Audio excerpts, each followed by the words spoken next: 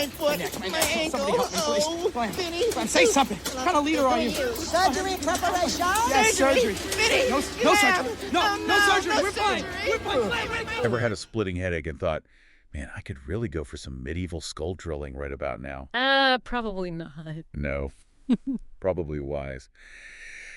Welcome to the Time Cabinet. Today we are diving headfirst into the wonderfully wince-inducing history of surgery. Indeed. And you should probably brace yourself. We're going on a journey, really, through medical ingenuity born often out of pure desperation. It's battlefield butchery paving the way for modern medicine. Sorta, yeah, with a healthy dose of guesswork thrown in. We've looked through some truly eye-watering historical accounts, ancient medical texts, too. Some of those look more like torture manuals, don't they? Some do, yeah, and there are enough unbelievable anecdotes to make you eternally grateful for, the sweet relief of anesthesia. Absolutely.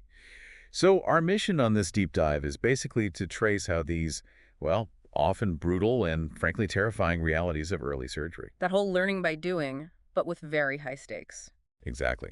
How that eventually led to the, fingers crossed, slightly less terrifying procedures we have today.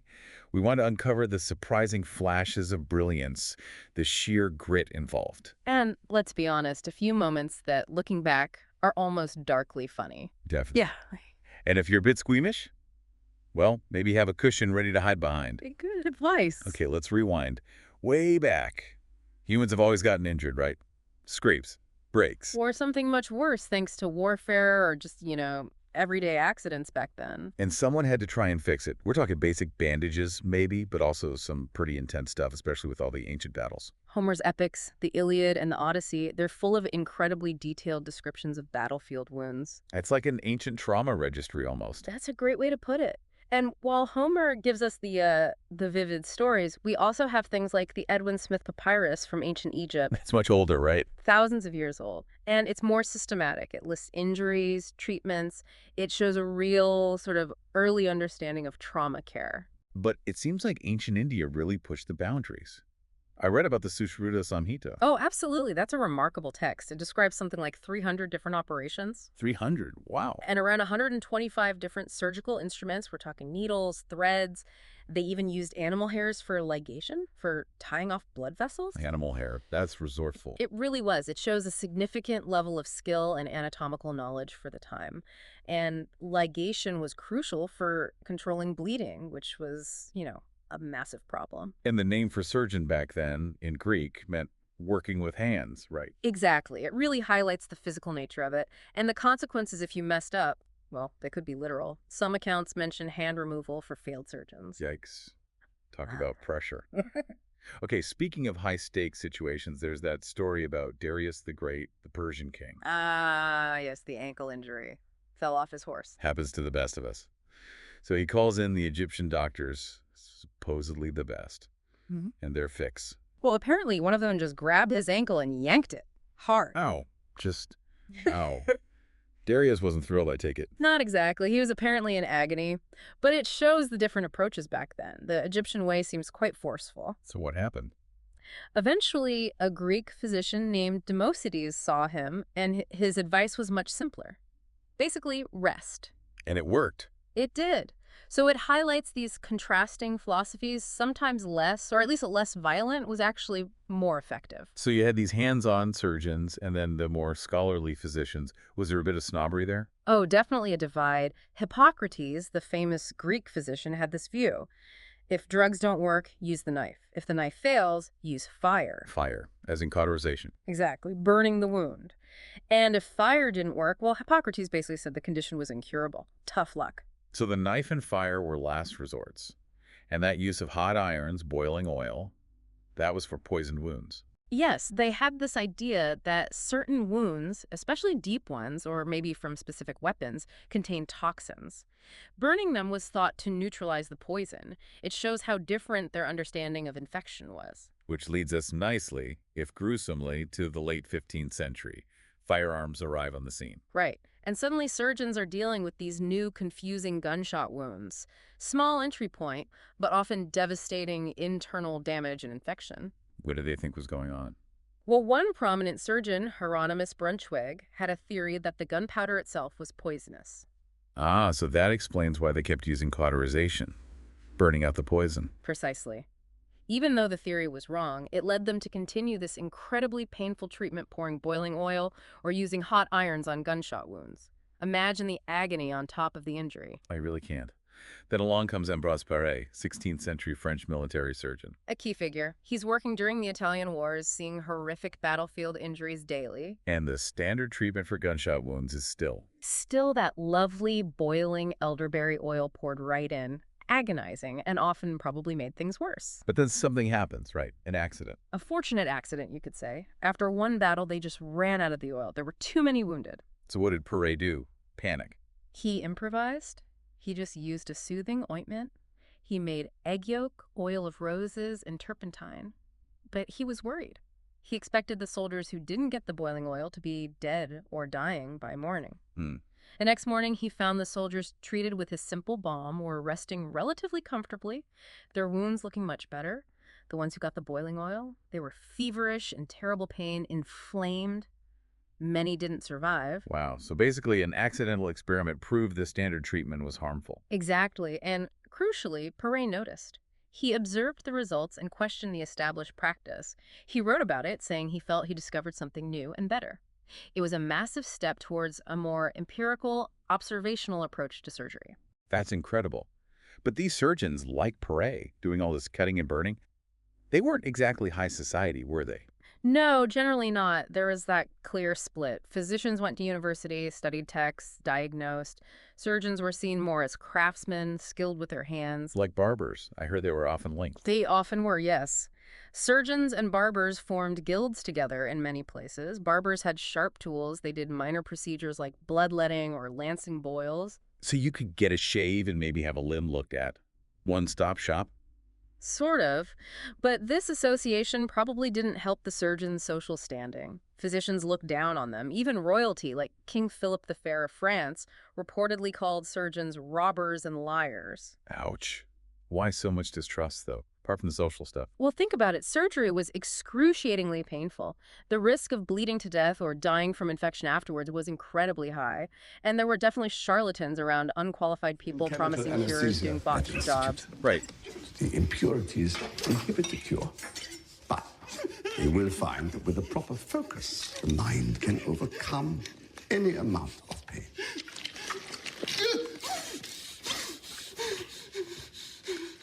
No regulations, really. Just a sharp knife and maybe a fast horse to get away if things went wrong. It's understandable why people were terrified and skeptical. You were literally putting your conscious life in their hands. Which brings us to the absolute game changer. The quest for anesthesia, taking the pain away. The word itself means without feeling, and people had been searching for ways to achieve that for centuries. Some of the early ideas sound desperate. Ancient China apparently suggested just hitting someone hard on the head. Crude, but it reflects the desire.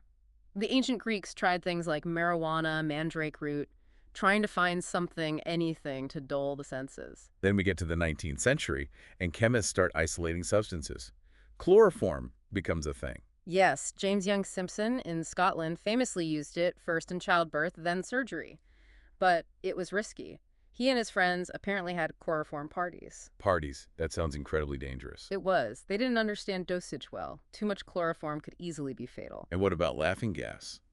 Nitrous oxide. Humphrey Davy identified its anesthetic properties way back around 1800. But it mainly became a novelty, used at fairs for entertainment.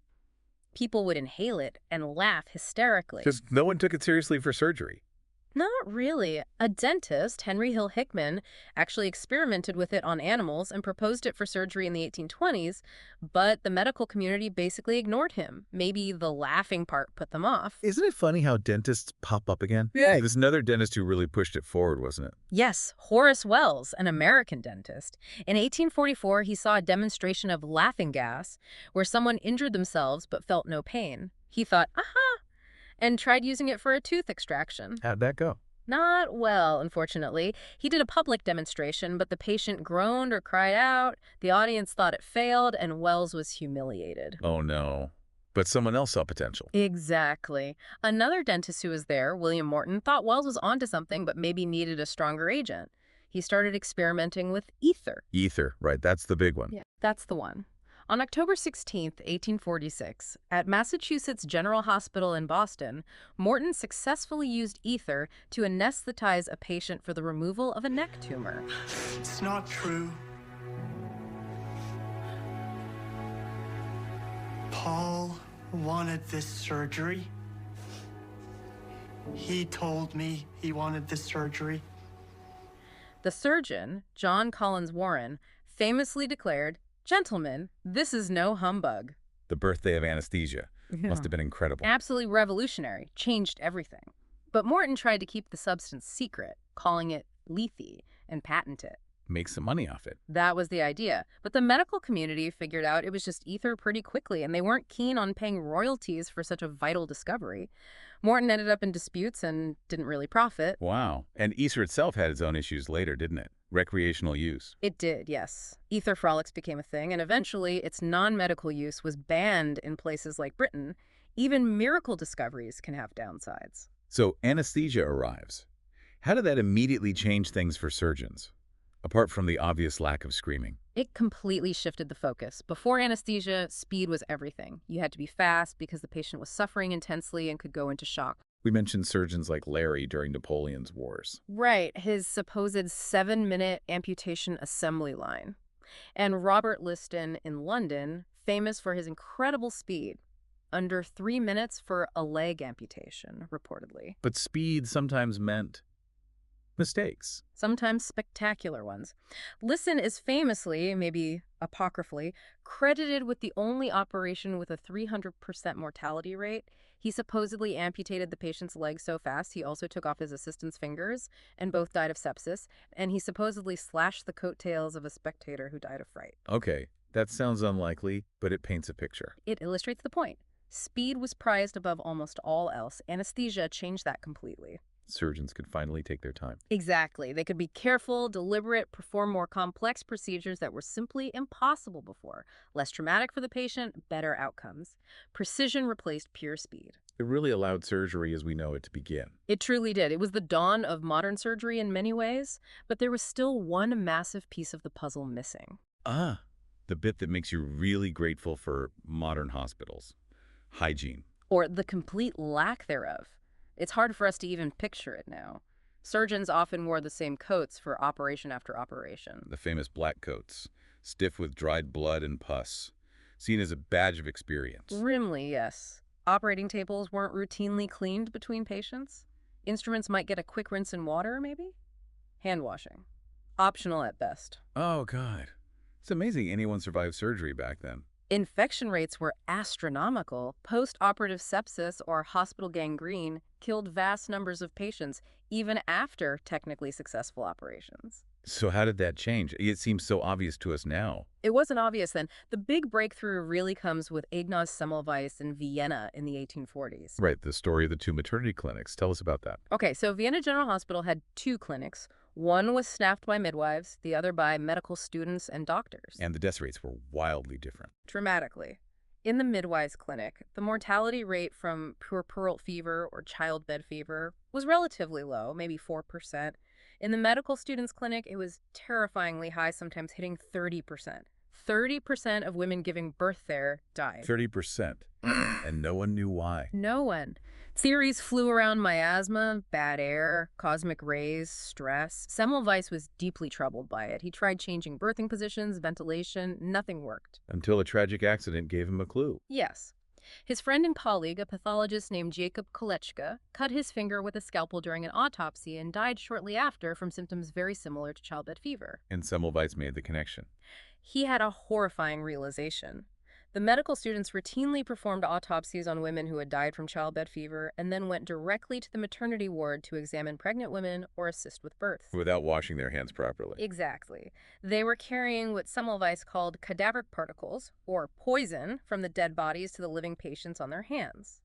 The midwives didn't perform autopsies, so their hands were cleaner. Oh, that's just chilling. So what did he do? He instituted a strict policy. mandatory hand washing for all doctors and students entering the maternity ward using a solution of chlorinated lime. Which is basically bleach water, right? A Yeah. strong disinfectant. Yes, and the results were immediate and dramatic. The mortality rate in his clinic plummeted, dropping down to levels similar to the midwife's clinic, around 1–2%. So he was hailed as a hero, obviously, saved countless lives. You'd think so, but no. His ideas were met with fierce resistance, even ridicule, from the established medical community. But why? The evidence was right there. Several reasons. It challenged existing theories of disease. It implicitly blamed the doctors themselves, suggesting their own hands were transmitting death, which was deeply offensive to many. And Semmelweis himself was apparently quite abrasive and didn't present his findings diplomatically. So they basically drove him out. He was eventually dismissed from his post in Vienna. He went back to Hungary, implemented his practices there with success, but he remained bitter and increasingly distraught by the continued deaths elsewhere. He ended up dying tragically young in a mental asylum. And the irony is, some believe he might have died from sepsis himself, possibly from an infected wound, which might have even contributed to his mental decline. It's a truly tragic story, a brilliant insight, rejected by the establishment, leading to countless unnecessary deaths and his own personal ruin. But his ideas didn't die completely, thankfully. Others picked up the thread. Yes, most notably Joseph Lister in Britain, a few decades later. He read Louis Pasteur's work on microorganisms and fermentation and connected it to wound infections. Germ theory. Exactly. Lister hypothesized that microbes from the air were causing infections in surgical wounds. So he started experimenting with carbolic acid phenol as an antiseptic. What did he do with it? He started spraying it in the operating room air, washing his hands in it, soaking dressings in it, even applying it directly to wounds, particularly compound fractures. Did it work? It significantly reduced post-operative infection rates. But carbolic acid was harsh. It could burn skin, irritate lungs, even cause poisoning if absorbed too much. Not ideal. So spraying the air wasn't the long-term solution. No, the focus shifted towards preventing microbes from getting into the wound in the first place, asepsis, rather than just antisepsis. This led to the idea of actually sterilizing instruments and materials. Using heat. Initially boiling, then high-pressure steam sterilization autoclaving became the standard.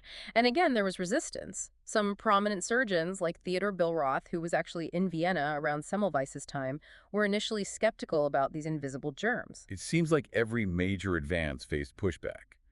Why is it so hard sometimes for experts to accept new, proven ideas? It's human nature, partly. Established beliefs are hard to shake. Sometimes it requires a generational shift. But eventually, the evidence for antisepsis and asepsis became undeniable. Cleanliness, sterilization, gloves, masks, it all became standard practice. Something we've all become maybe a bit more conscious of since 2020, right? Basic hygiene. Absolutely. That awareness of how easily things can be transmitted is perhaps more widespread now. So what a journey. From, poking around with possibly dirty sticks and hoping for the best, through boiling oil and frantic sawing. To anesthesia, taking away the agony, and hygiene finally tackling the invisible killer of infection. It's really an incredible story of progress. Driven by desperation, observation, sometimes happy accidents, and sheer stubbornness. The human element is really strong throughout. Definitely. It's a mix of brilliance and, well, some horrifying missteps along the way, but always striving to fix what's broken. So the next time you find yourself complaining about waiting for a doctor's appointment, or maybe the sting of an antiseptic wipe, Maybe spare a thought for someone facing surgery with just a shot of whiskey, a prayer, and a very fast, possibly unwashed surgeon. puts things in perspective, doesn't it? Makes that sterile environment seem like a pretty amazing luxury. It truly does. The safety and effectiveness we expect from surgery today were incredibly hard-won. So, thinking back over all this, Mhm. what was the moment for you that just made your jaw drop? The boiling oil, the 300% mortality rate story, Semmelweis's treatment. Oh, there are so many. The sheer lack of hygiene before Semmelweis and Lister is always shocking from our perspective. We'd love to know what stood out to you listening to this. What part of this surgical saga surprised or horrified you the most? Head over to our social media, let us know. We're always interested to hear your thoughts, and maybe we can even dig deeper into some of these slightly terrifying tales in the future.